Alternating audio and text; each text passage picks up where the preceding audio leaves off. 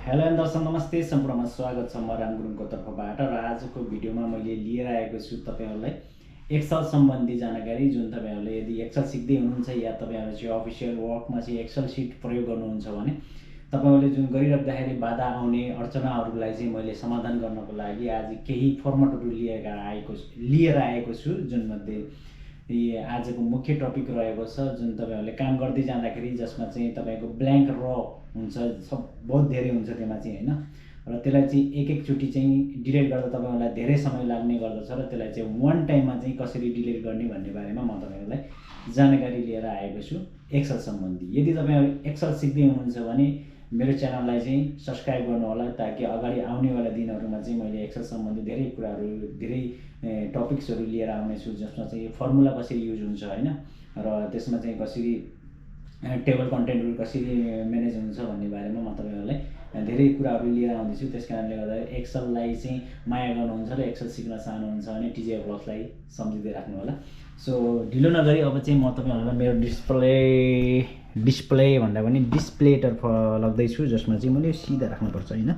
र म तपाईहरुलाई चाहिँ बाइ ह्यान्ड युज गरेर देखाउने छु र यसलाई चाहिँ कसरी युज गर्ने भन्ने बारेमा तपाईहरुलाई जानकारी गराउँछु है त।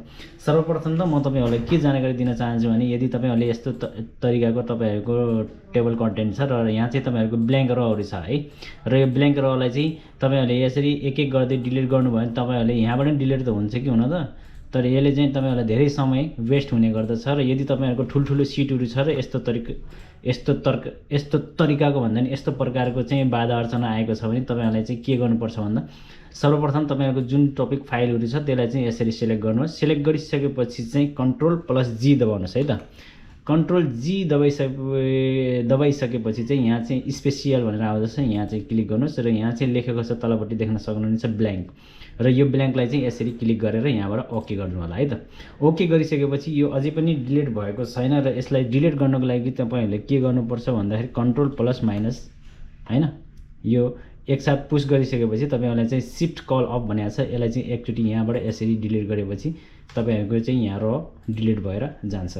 र यसरी नै यो ब्ल्याङ्क रोहरु यसरी डिलिट हुन्छ।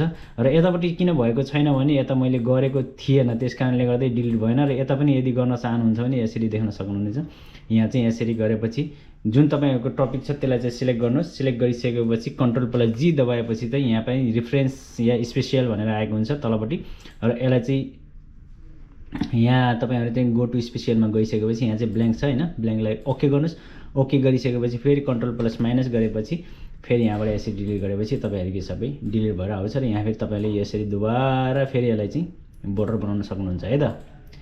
सो गाइज, कस्तो लाग्यो आजको मेरो भिडियो? र यदि यस्तै भिडियोहरु धेरै सिक्न चाहनुहुन्छ या फेरि यस्तै भिडियोहरु या अरु पनि एक्सेल सम्बन्धी तपाईहरुले सिक्न छ भने कमेन्ट बक्समा जरुर अवश्य इनपुट गर्नु होला, र म त्यहाँ चाहिँ तपाईहरुलाई चाहिँ समस्याको समाधान सुझाउने कोसिस गर्दछु।